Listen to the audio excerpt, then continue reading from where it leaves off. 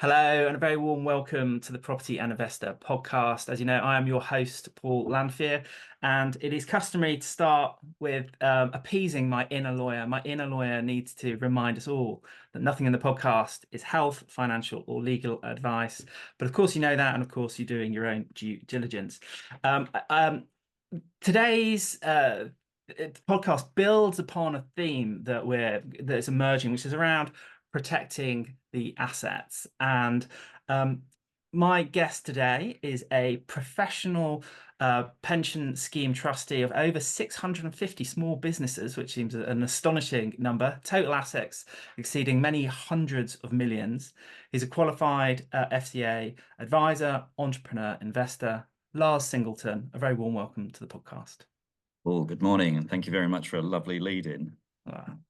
I'm grateful for your time. I know you're a busy man, yeah, very, very, very much appreciate you coming on the podcast. My pleasure. My pleasure. So, as I kind of alluded to, one of the themes there's a couple of themes that are emerging in the podcast at the moment, which are one around protecting the assets, and another is around kind of being an investable person. And I think pensions fit well with this, and perhaps we'll touch on those themes later on. But I've like a few rules of the podcast, Lars. One is not to interrupt my guests. Two, not to pretend I know something when I don't. And three, not to be scared to ask the stupid questions. So this podcast is really going to reveal that third rule of the podcast, because I'm going to ask you some really fundamental things about podcasts, about pensions, to get us off the ground. Mm-hmm. And then we'll get to some more complex areas later on. How does that sound? Sounds brilliant. Thank you very much. So if we just kind of open up with, pensions, you are a specialist in a particular kind of pension. But if we leave that to one side, can you just introduce us to the pension space? What are the different types of pensions that are available? What are the allowances that we should be aware of? Things like, when are we going to be in a position to take our pensions? Should we choose to? We may choose not to. So give us kind of an overview of the pension space. The pension space. Okay, cool. In essence, you have, according to the regulator or the regulators of our industry, you sort of have two styles of investor. You have a retail investor, which is basically everybody, the man in the street or woman in the street. And then potentially you have people who are of a high net worth or a sophisticated investor position. Their experience allows them to, either their experience or wealth allows them to consider assets which are more, I suppose, risky, but then present more reward. In the sort of the man in the street type pension, you have a personal pension, and it has sort of various different formats, but it all sort of orbits one particular style. It is a personal contract with an insurance company or a pension provider where they have previously gone to HMRC and applied for this thing called a personal pension. It's sometimes called a stakeholder pension. It's sometimes called a self-invested personal pension. So sort of variations on the sort of flexibility of the retail investor pension. So that's the personal pension.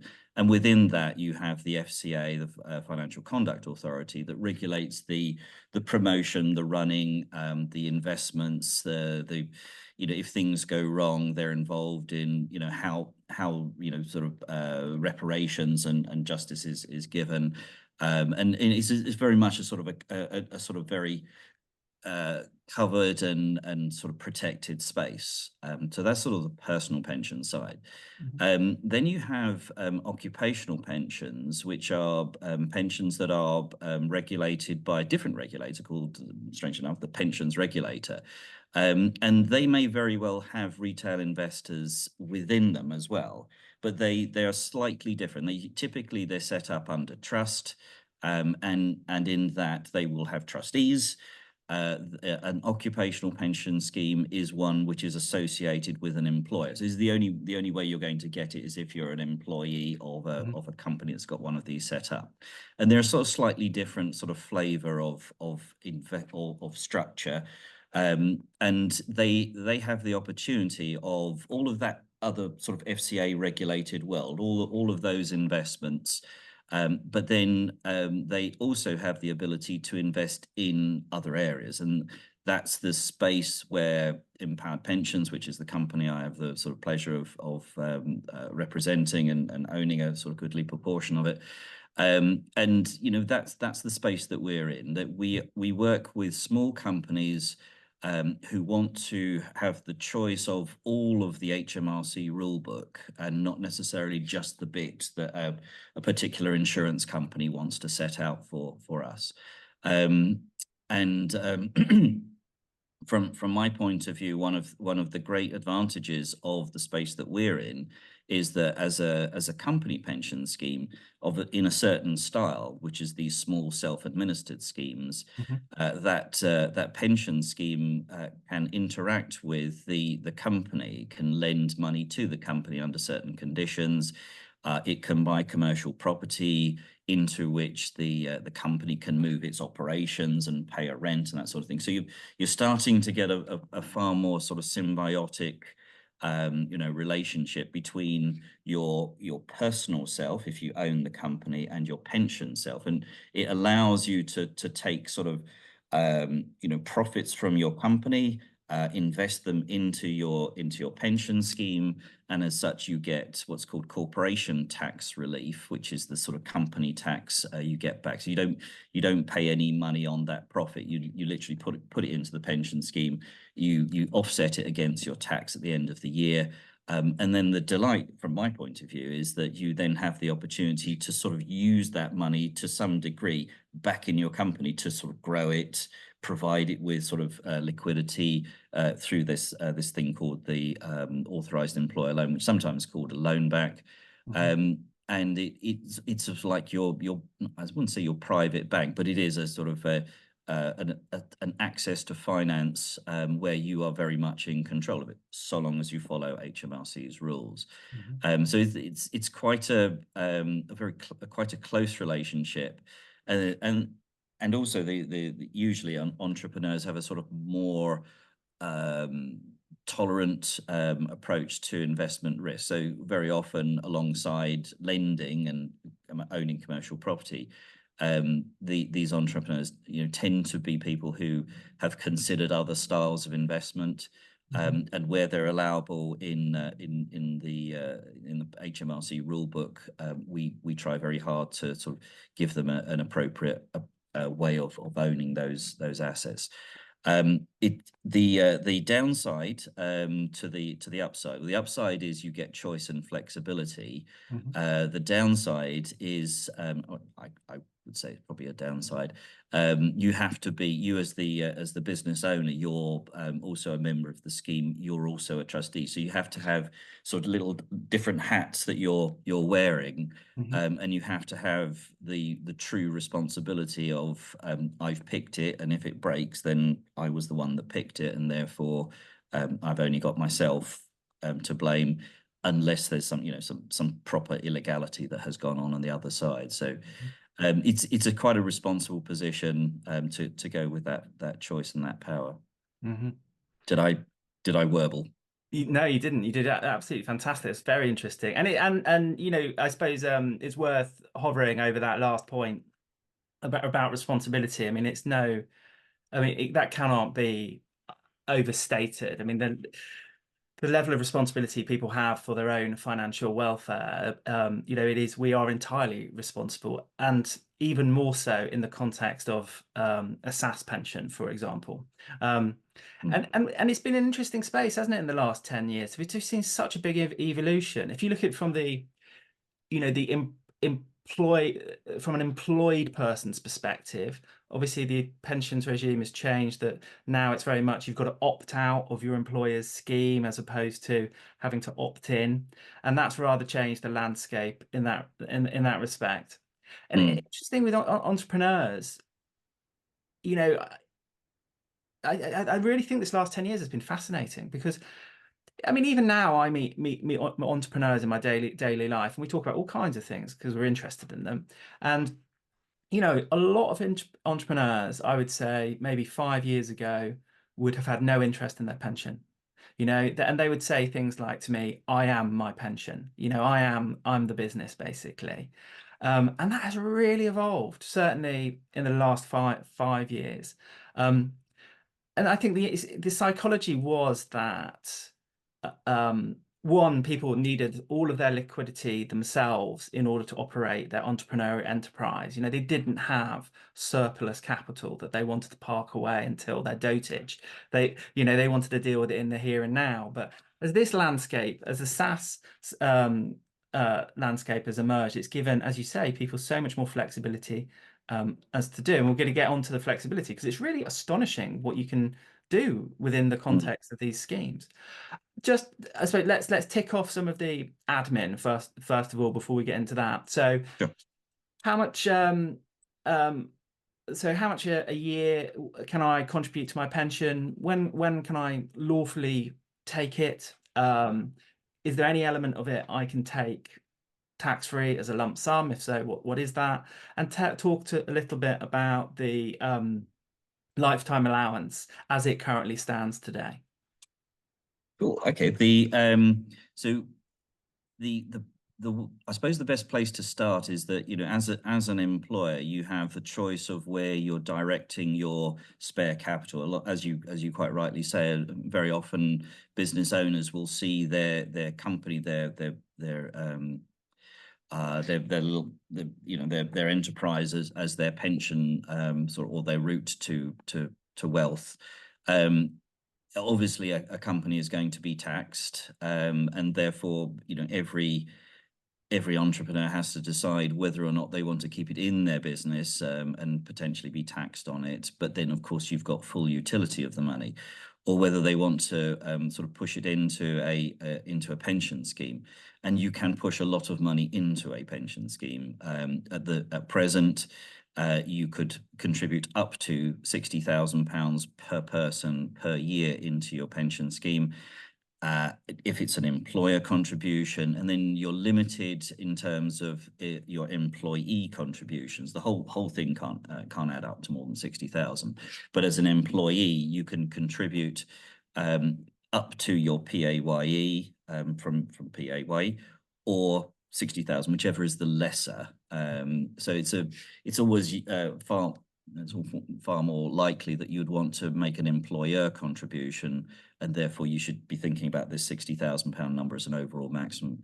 Now, you can also carry forward, make contributions in respect of years that you haven't filled up, that 60,000 or whatever the allowance was at that time. Mm-hmm. There are sort of ways to sort of put in more money, and then you're soaking up quite a lot of money, quite a lot of profits in that process.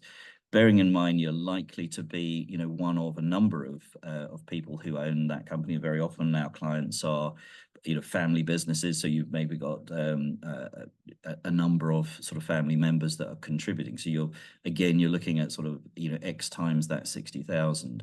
Mm-hmm. And then finally, in certain arrangements, you can have what's called a generally unallocated fund, and that's almost unlimited. But in terms of the tax relief you get, there's some rules around that. But typically, we talk about a number of £500,000 being a sort of possible contribution in that circumstance. Obviously, with pensions comes rules, but that's your overall headline. So there's a lot of money you can soak up.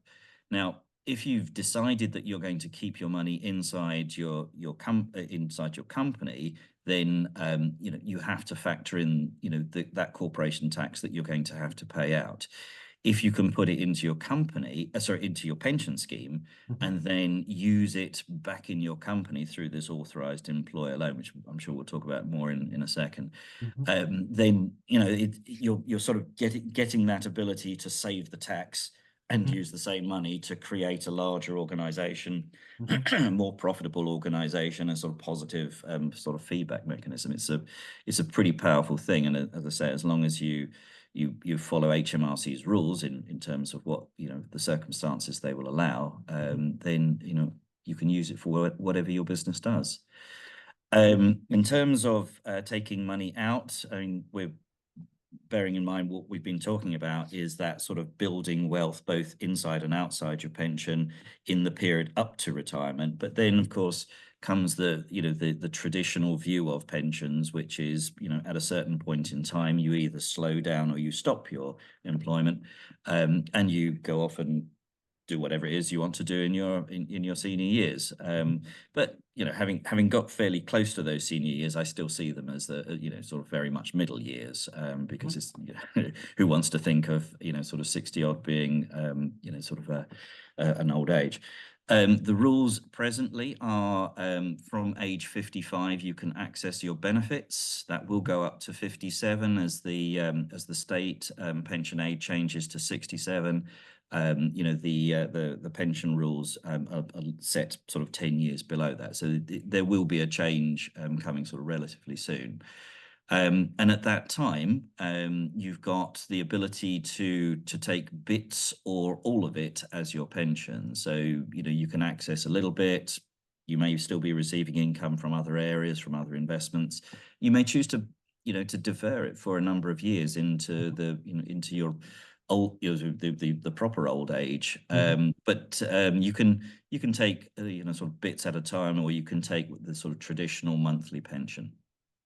Now, when you take your benefits, I mean, people may remember the personal pension rules as up to 25% of the fund can be taken as a tax-free lump. That's available in SSASs as well. It's the same set of rules. And that 25% is something which is can be applied in dribs and drabs. So you can take it all in one go.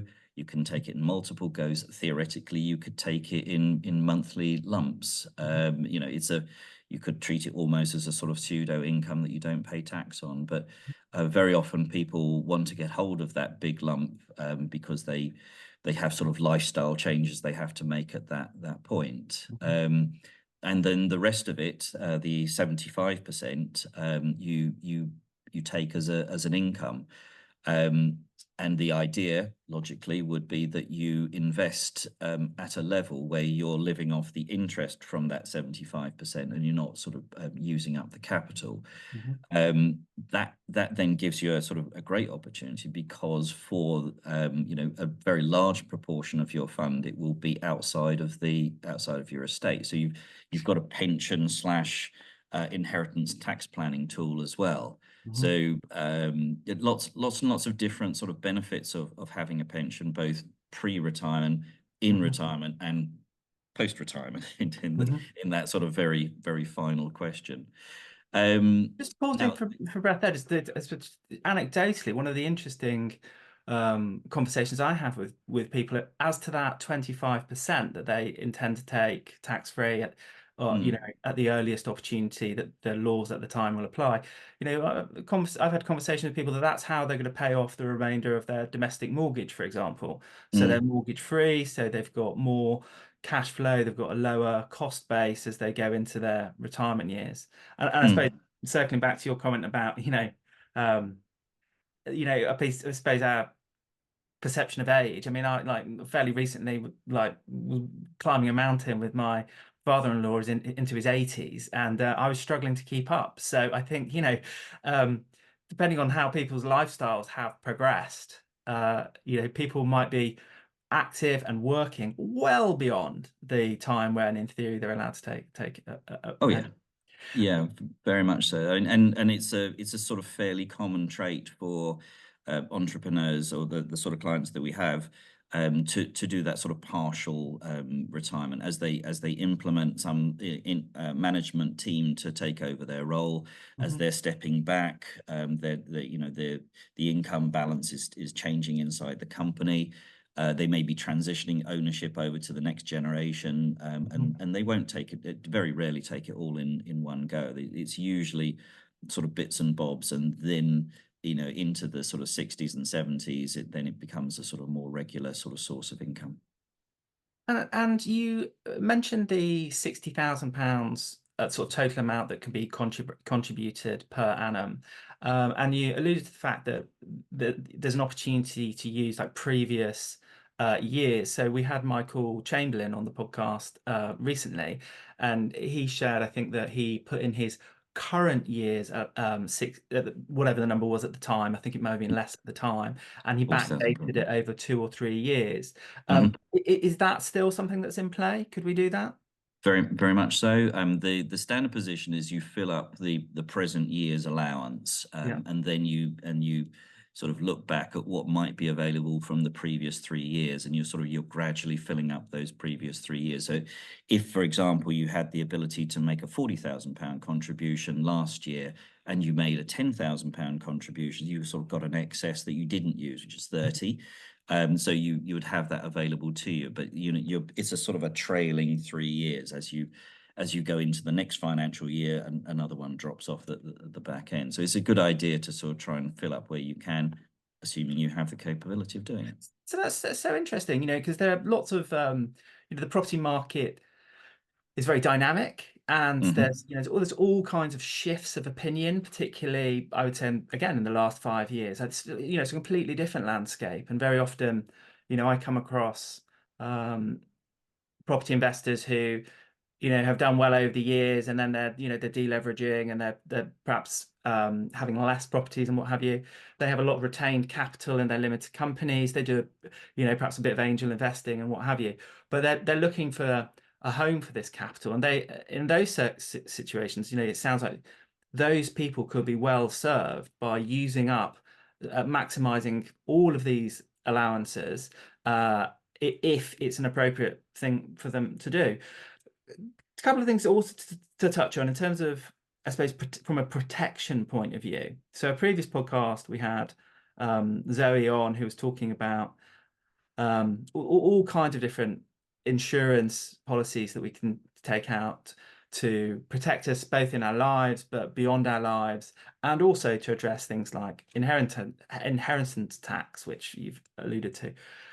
I mean, pensions are another really powerful tool in protecting the assets because they are effectively a trust, aren't they? So, can you just give us a bit of an outline in what way having your resources within the context of a pension protects those funds and what it protects them from? Sure. Yeah.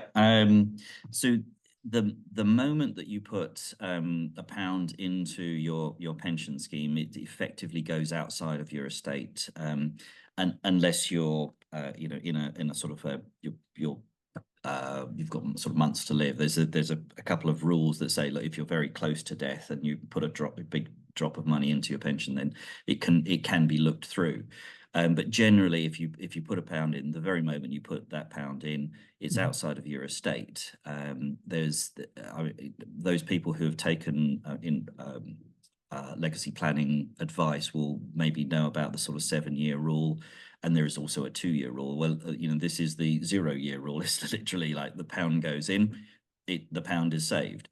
So if death occurs prior to the age of 75, then that amount of money which is in your pension scheme or left in your pension scheme goes to whoever you've nominated, without any tax to pay. You literally just write them a check and off it goes.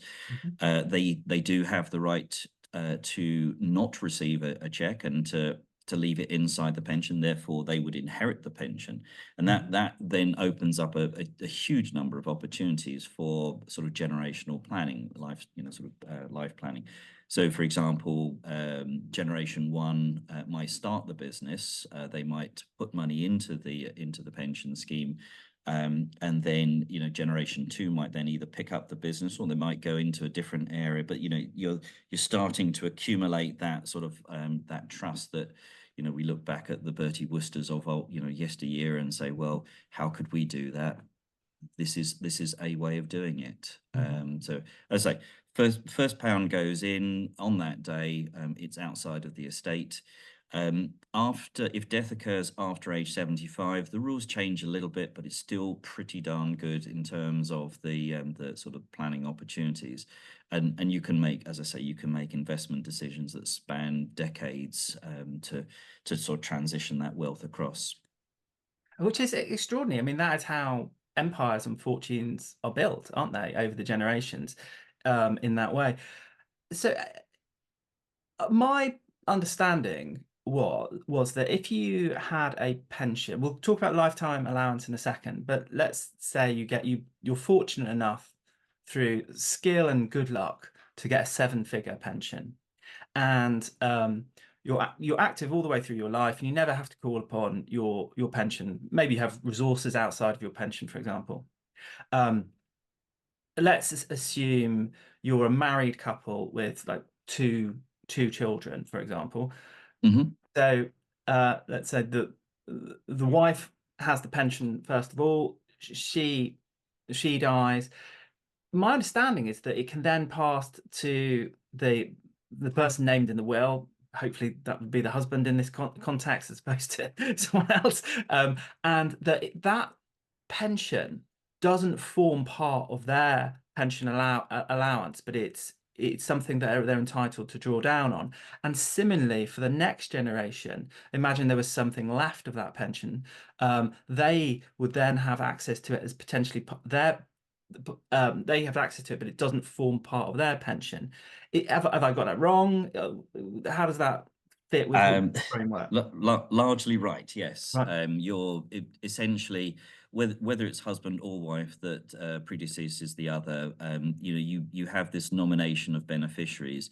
It's a trust, and therefore the trustees look at that nomination, say, look, does it make logical sense for us to pass this money on? There's a discretionary trust, so there is an element of decision making there.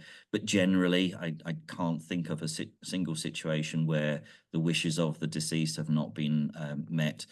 I think there's a sort of famous case where the money was left to one of the charities, and there was a bit of a tussle in the family to try and get it back. But that's one of those sort of rare, very rare situations. So generally, you nominate a spouse, or maybe the next generation, maybe even skip a generation, go for the third generation. You literally just say, okay, that's where I wanted to go, and the remainder trustees, usually would concur with that.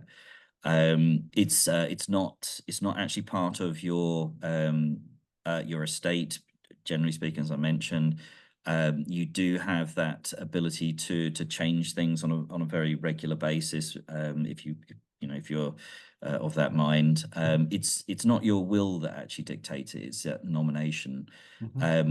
If there hasn't been a nomination, generally the remainder trustees would look at the family situation, say, where is this money best placed, and say it's you can put a lot of money into the hands of second or third generation. And as you quite rightly point out, if it is simply to pass it to the spouse, then the spouse uses the income for the remainder of their lifetime.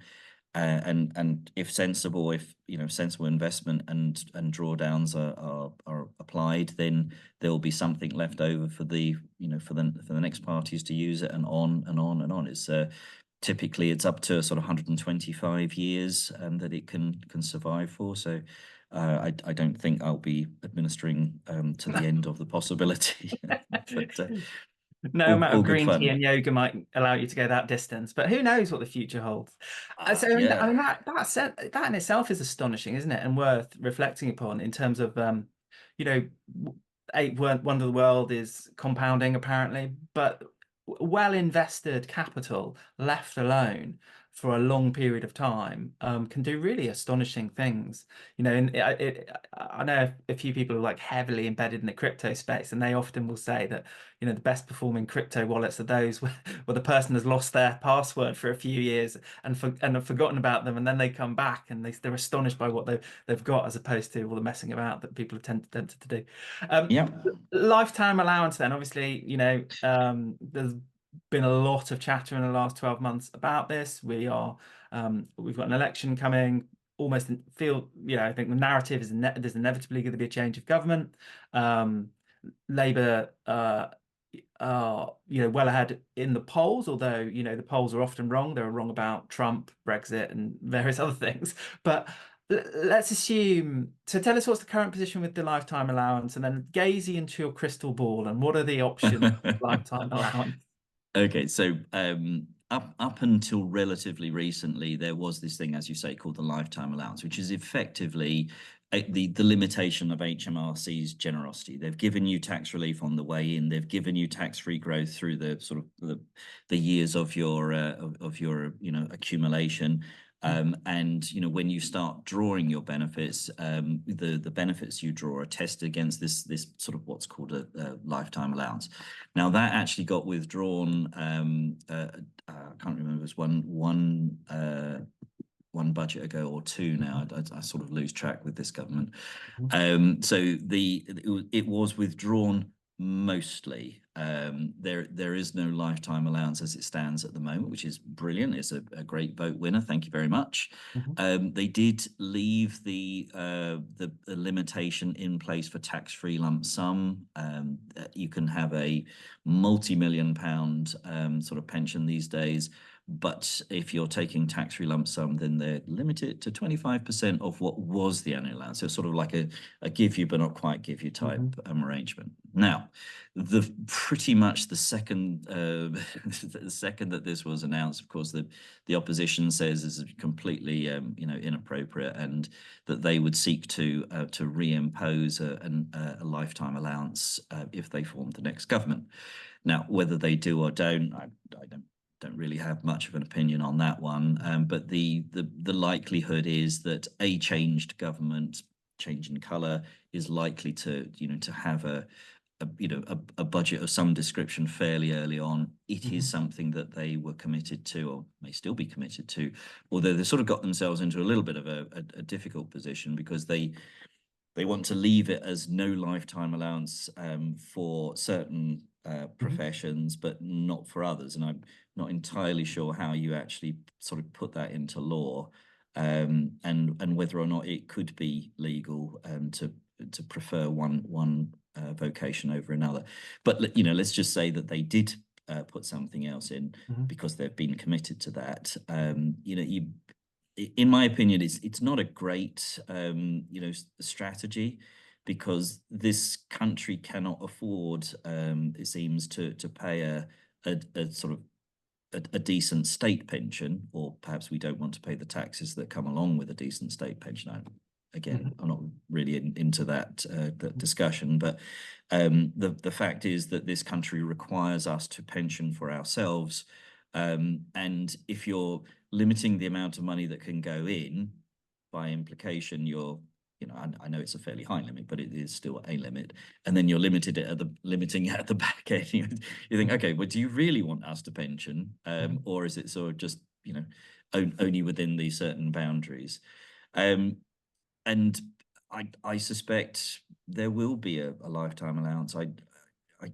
For most people, £1 million is a very, very significant pension. In terms of the yields that you can get with £1 million in an annuity, for example, it doesn't provide a huge pension, and certainly not the sort of pension that somebody accumulating that sort of size fund would expect. So it does come down to your perspective. If you're someone that has a fairly modest fund at the moment, you're not going to be affected by a lifetime allowance. If you're someone who's accumulated it and done very well in their investments, then you're going to resent it. I suspect there's going to be the higher earners, the higher wealthy are going to be disappointed. I think it's going to come in.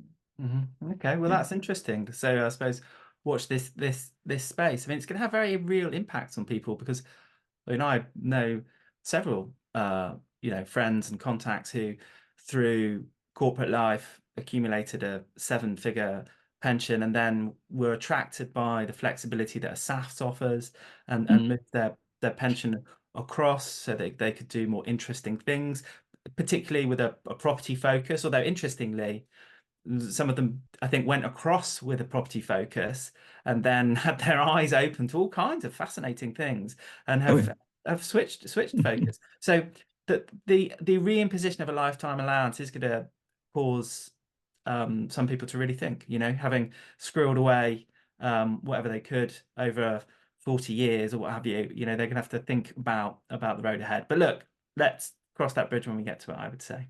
I think sorry, it's an interesting one because I'm, as I say, I'm pretty sure there will be a lifetime allowance sort of reimposed, but the rules are written by the folk who are going to benefit from them, and there are other pension arrangements which are used by the super wealthy to get round the rules that are imposed for the rest of us, but that just happen to work nicely for them. And so you've got other styles of pension that the super wealthy tend to use in association with these SSAS arrangements. There's always a way around, or there's always a pathway that's been set out. So. Yeah, so Bill Gates is unlikely to be impacted by these changes, for example.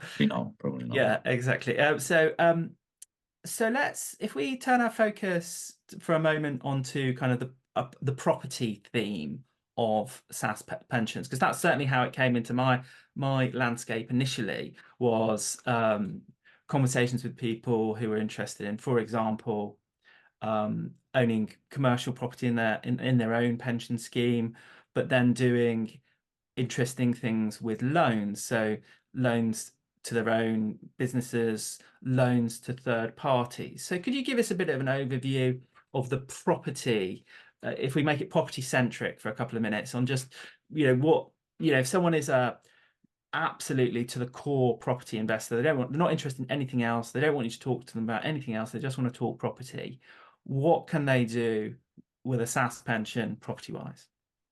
Well, the pensions are most attuned to commercial property. We can, as assets, we can own commercial property directly or indirectly. When it comes to residential property, there are significant sort of hurdles and roadblocks. You cannot own an ordinary home fit for human habitation inside your pension scheme, or indirectly if you own the shares in a company that then owns residential property. So residential property in a sort of standard family home type environment is a no-no. HMRC got a very, very big and very blunt stick to stop you doing that, and that is a tax charge which can be far more than sort of you would ever want to pay. It just isn't a good idea to get into that space. Then you also have a number of dispensations that they've put into legislation. So, and they tend to be in the sort of the care for the category. So the care for the young, so children's homes. If you've got I've forgotten the regulator that deals with children's homes. So it's essentially, if you've got a sort of a property which is leased to a care provider, even though it's sort of residential in nature, you may very well be able to have that inside your pension scheme.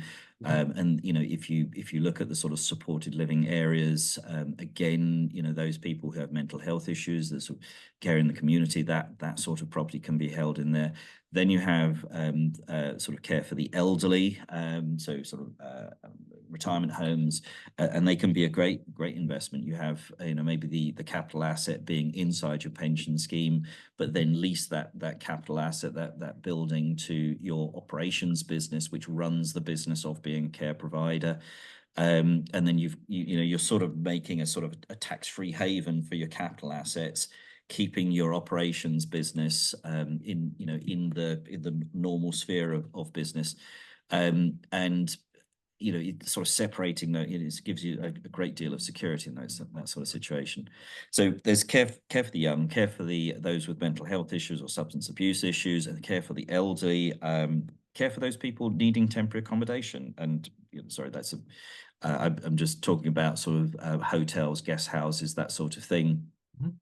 And I wouldn't say my personal favorite, but one that we're still hoping to be able to achieve, which is care for the incarcerated. So you can actually own a prison, or a part of a prison, I guess. I don't know why you would want to.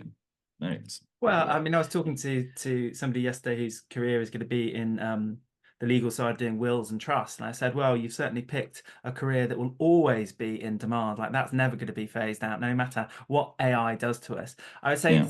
the similar position operates in relation to the prison population. It is one guarantee that we are It's always a in the definitely a population. captive market, that's for sure. Yeah. Yeah.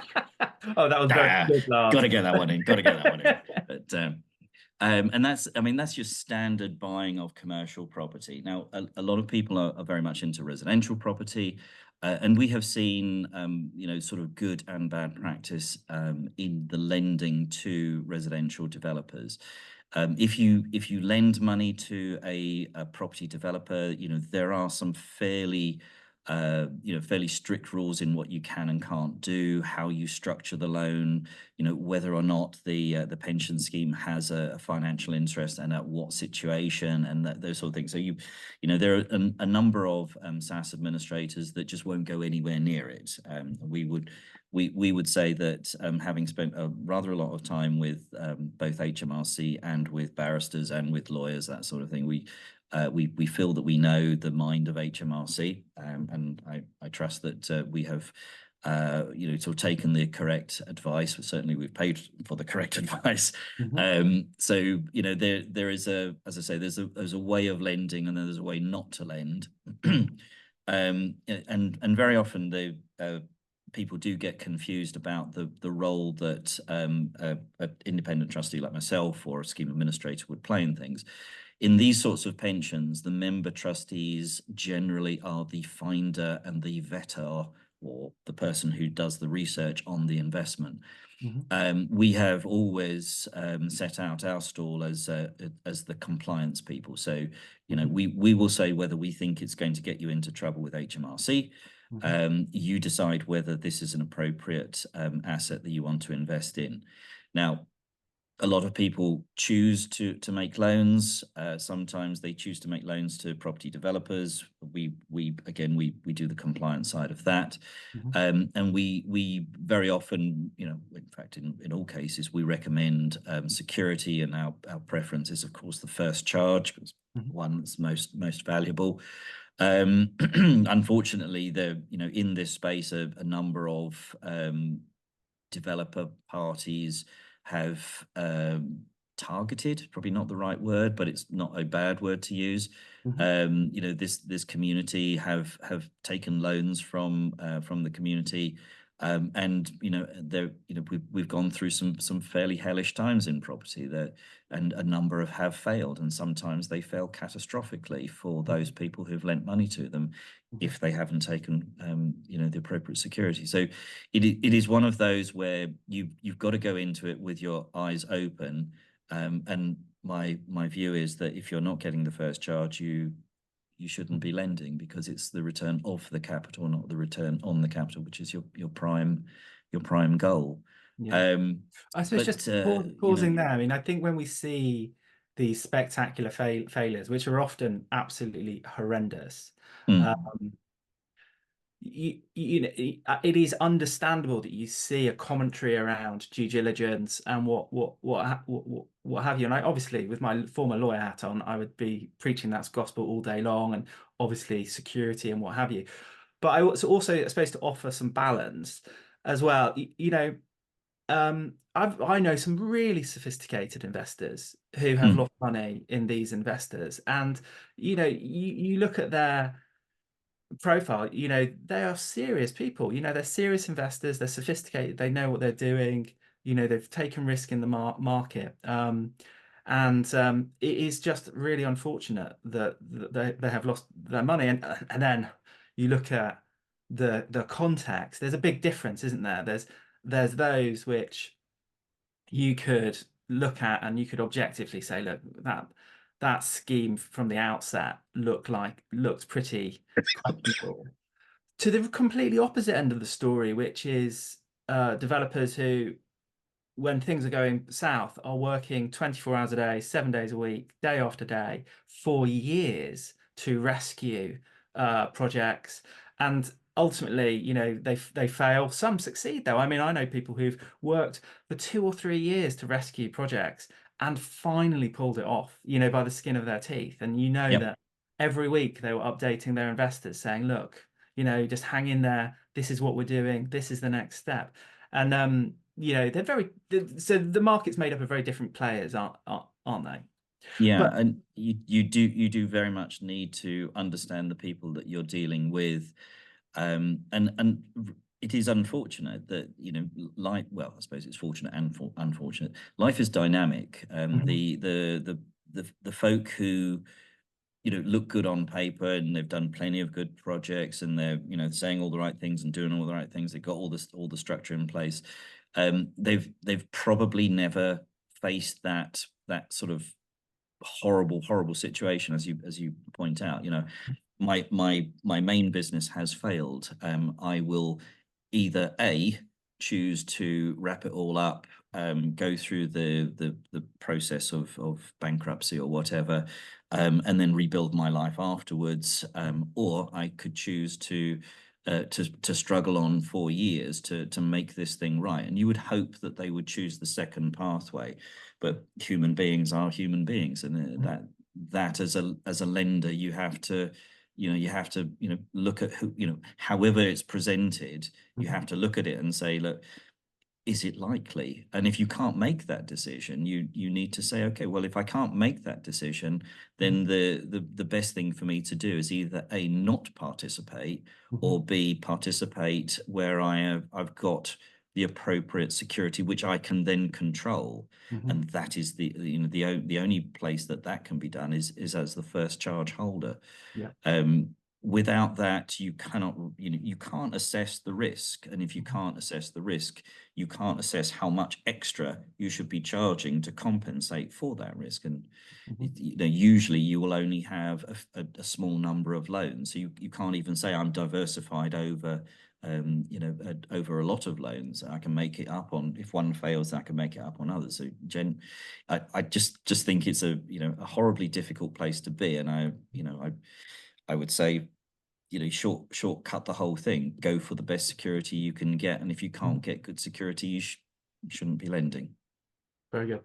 And what has interested me over the last few years as well, speaking to people who have SSAS pensions and are in the property space, is and this might be because they're at a different point in the cycle than other people in the property space, is that they're actually most interested in lending their funds. It's actually what they want to do. They've done the hard yards, and actually what they're looking for now is just, a yield on their capital whilst they focus on other things. And sometimes that's focusing on their grandchildren, for example, which, is obviously like you wish them well with that. So that's been a revelation to me over the last few years, is speaking to people who, there's a lot. I think more than people imagine, there is an appetite to lend in the right circumstances. And obviously you've wise words about taking security. If we look at that from a different perspective, just for a minute or two, in your experience, what makes somebody investable? So, there's lots of people who are highly skilled at finding projects. They're extremely knowledgeable about buildings and how they operate and what they need. If you could kind of think of like a 5-point checklist or something of, what makes somebody investable? If someone's, if one of the business owners that you're working with, they're looking at somebody who is wanting to raise capital from them using this kind of regime or this structure, what are the kind of things that you look for that are those green ticks in the box that makes them investable? Okay. I think you've got to be honest with the people who are supplying you with capital. If you get your senior debt from Shawbrook or Kent Reliance or whoever, and you're up to sort of 65-70% LTV, that gap between what they give you and what you need has got to be supplied by someone. If you borrow on substandard security, and I'm just using that phrase, and I'm not going to get into why, but from my point of view, as a person who wants my capital back, I want better securities. I'll call it substandard. So if you're borrowing that risk capital on poor security, you're not paying the appropriate risk premium for it, you're not really being fair to the people who are supplying that capital. But the risk premium is probably no different, and maybe even less than the return that you're expecting on the project. So if you're developing something to sell and you're making 25%, you probably find your risk capital should be priced at that sort of level as well. But the way that property tends to be taught, or property development tends to be taught in this country, is that you try and sort of push down that that risk capital cost. Now, from my point of view, I think if you were being honest with someone supplying you with that risk capital, you should say to them, like, okay, why don't you come in with me on this project? So you become an equity participant. So you're going to get whatever I get. If I am providing some capital and the experience, the knowledge, and that sort of thing, you're supplying some capital, then maybe we share the profits in proportion to some calculation. But then very much you're sort of a partner in that business, because you're taking that sort of risk. So from my point of view, I think be honest with your capital supplier, and be open to the fact that you should be supplying them with the correct return for the risk that they're taking. If not, you're just not being fair, and that relationship will at some point break down, because they're taking more risk than the return they should be getting. So anyway, that's the first point. Once you're in that position, it's about communication, and if you're showing people how you're doing things, why you're doing things, that sort of very open and transparent relationship, the problems that you face, if you're facing a problem, say it loud and say it early, because if you don't, and it escalates, then it becomes from a sort of a personal point of view, it's more difficult to break that bad news later on, because that you should have mentioned earlier on. So communicate, bring people into to see the problems that you're facing, especially if they are significant problems, because you will get a far more flexible, understanding approach if you've taken them on that journey with you. If you suddenly surprise them with, oops, we're not going to pay back, or we're not going to make the return, or we're not going to be able to pay back anything, then that you've got a very, very different sort of conversation to have with people, and that's when people tend to bury their head and just run for the hills. So communicate, be honest, take people on the journey.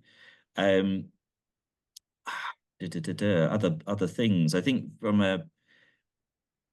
a borrower's point of view, you have to appreciate that they have many choices, and your return is competing with those other choices. So if you're not doing these things we've mentioned, then expect them to be looking elsewhere, either at people who are providing that, or other investment styles which may have far less in terms of moving parts. It might be a far simpler investment. So bear in mind that you're not the only show in town, and approach it that way. And if you're open and honest and follow those rules, I imagine that it will be a long-term relationship. Fantastic. I think that's really, really useful, and I think you're certainly right as well. Finishing your comments with that long-term relationship, isn't it? I think often investors in those early stages feel like they need a million different investors. What they might discover is anywhere between 1 and 5 investors might well be good capital partners for their entire careers, and those relationships can flourish into all kinds of really deep, meaningful relationships. That's really Yeah, important. I absolutely agree. And it is very much a job if you're going to have a large pool of lenders that you're drawing on. If you have several a small number of people that you're working closely with, the job is a lot easier. Also, the other thing that I wanted to say, and I don't know whether it's part of the borrower equation or whether it's part of the lender equation when you're looking at things. We unfortunately over the last few years have seen a number of developers go to the wall. Now, there's almost a sort of an inevitability of why they go to the wall, and it tends to be along the lines of cash flow and cash flow management. If a refinance doesn't come in time, finance cost goes up. If the sort of budgets were not set properly, So it's always about cash flow. Now, as both a lender and a borrower, if you listen to that and it resonates, then you know what you're supposed to do. As a lender, you're very much interested in how long things take, what the budgets are. You want to know what the proper cash in the bank position is for the developer, and from the developer, if you're not tracking it, especially if you're doing multiple projects. So many times we've seen projects that are supposed to be siloed in an SPV, as a special purpose vehicle company, that are being lent from one project to another, and it's a complete abuse of that siloed approach. It's just the wrong thing to do, but it gets done because in stressful situations people make bad decisions. So as a lender, you want to know what your developer is doing, not just with your project, but other projects. And as a borrower, you need to have good control. If you don't have good control, you're going to run out of cash at some point. Yeah, Sorry, definitely. I went off on a bit of a tangent there. Apologies. No, but that's all really valuable. It's often said, property is a people business, which I don't necessarily disagree with. But I do also think it's a lot to do with money management. Like really good money management from day one, which is a difficult skill to develop. It's absolutely essential. If you're looking for the long term of this, I think, which is obviously the point that you're making. I'm going to signpost an area which I'm going to invite.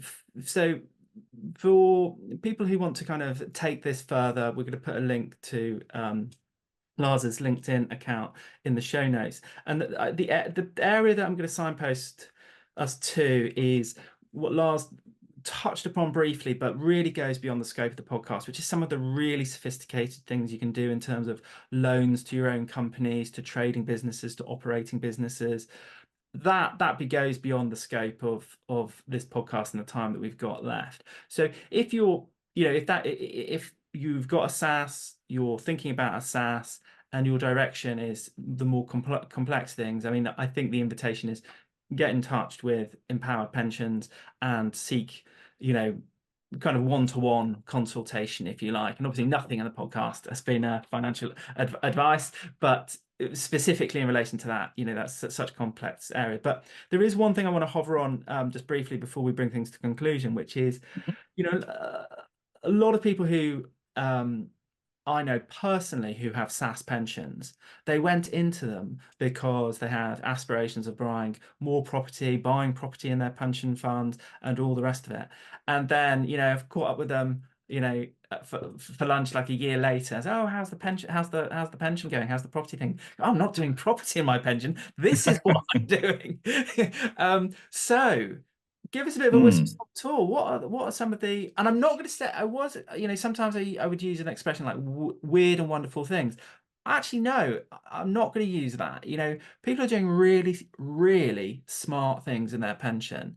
And what's fascinating is they're able to contain the risk they're taking in a lot more measurable fashion than you really can do in property, which I find, which has been, again, a revelation for me. So what are the different, more novel, non-retail investor kind of investments that can be made with a SaaS pension? Okay. I mean, you're absolutely right, Peter.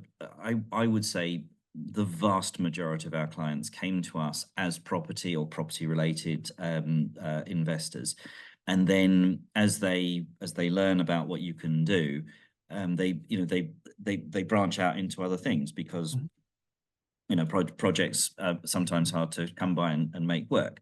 So we have people who are invested in crypto assets.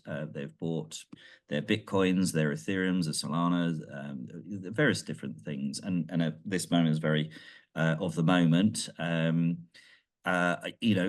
It's an asset that has an asset class that has produced some stunningly high returns.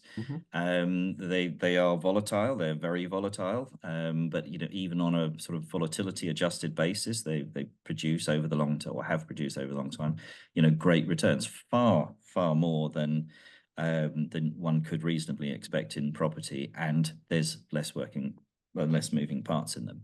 Now, that because they're volatile and because people tend to buy and sell at the wrong times, you need to know what you're doing. So, you would be best to be educated in the asset class you're going into, and there are education programs that you can get in crypto. Bizarrely, well, not bizarrely, it would be reasonable to expect the trustees to either be competent or trained to be competent, or use an advisor who is competent. And a pension scheme, like any other party, may pay for some degree of education in that area. So you can be trained in these things. So crypto assets is one. I have clients who are into writing and trading derivatives. That sounds terribly complicated, and it is, which is the very simple. But again, you can be trained, and there are programs that sort of bring that down to sort of very manageable processes that almost anybody can get their heads around. And it's very much a sort of teach a man to fish, and or teach a person to fish, and they're sort of self-sufficient. Now, if you're trained in that sort of thing, you can be, and I will use this number, but please don't think that this is a guarantee. But we are talking sort of 2, 3, 4% per month, and that is on a compound basis. That's pretty darn good. But you have to appreciate you're involved. It's not passive. You have to be the manager. Therefore, you have to be trained to be the manager. But then you are producing far more than you could reasonably expect normal passive assets to produce for you. And that's affecting when you can retire and what you can retire on. Is sometimes better to draw the retirement date forward than to push it out to the never, and with the idea that you're going to have a massive. I'd rather have something relatively soon than a massive pot in the future. So yeah, there we go. Foreign exchange, derivatives, crypto assets. We have a solar farm. We have sort of. We've got lots and lots of weird things. We've got futures in spirits. So there's a financial instrument, but it's backed onto a spirit like whiskey or something like that. We have a legal cannabis farm, which is an interesting one. Some of our commercial properties, I wonder sometimes, could be others. But yeah, we have a legal cannabis farm. And we have people who have built websites. So it's an intangible, but it's leased. It's a sort of website that you sort of create, and then you lease it to a party. And it sort of, I don't pretend to understand the detail of it, but they manage to make sort of incredible returns. It just depends on what you're interested in, what your skill set is. But those are your weird and wonderfuls. Well, I just really want to underline that penultimate sentence, which is, what are you, what are you interested in, and what's your skill set? I think that's the great key of life, and this is obviously part of life, is if you can drill down and focus on the things that you're genuinely interested in almost, not a guarantee, but you're very likely to be good at it eventually, and you'll have the patience and interest to study it day in, day out, understand the detail, attend the training, and all that kind of thing. And that's where the great results come from, isn't it? It's like, if you really love something, you will get after it, and you'll probably do reasonably well at it, I would have thought. Yeah, I absolutely agree with you. you're setting in doing this, in taking this level of control over your pension, you are effectively you're setting up an investment bank for you. Now, you can either devolve the running of that investment bank to someone else, which sort of goes against the principles of self-administration, or you can take an active and participative role in it. And if you live it, love it, breathe it, and sort of work it as you would work any business venture that you're in, you will do well. If you shortcut it, if you don't do the research, if you don't take that responsibility, this is probably not for you. Perfect. Do you know what? They are the perfect final words, Lars. Lars, take responsibility. If you're not willing to take responsibility, this is not the game for you. Lars, it's been an absolute pleasure. I've really enjoyed the podcast. I have learned a lot. I hope everybody listening to the podcast has as well. If people are interested in exploring this further, we're going to put your LinkedIn profile in the show notes, and they can, presumably it's okay for them to click on that, connect with you and send you a message via LinkedIn, and you Absolutely. can introduce them to the right members of the team to handle their inquiry. Absolutely. Paul, it's been lovely talking to you this morning. Thank you. Well, thank you very much, Lars. So there you have it, ladies and gentlemen. Property and Investor Podcast. Discuss anything in this podcast. You're always welcome to join me at the next Property Investor Breakfast. We can talk about anything within this podcast, whether that's in person or whether that's over Zoom. Please subscribe to the podcast so that we can get fabulous people like Lars onto the podcast. It does make a huge difference, but please do click that subscribe button. Thank you very much for listening. Keep well, and I'll speak to you very soon.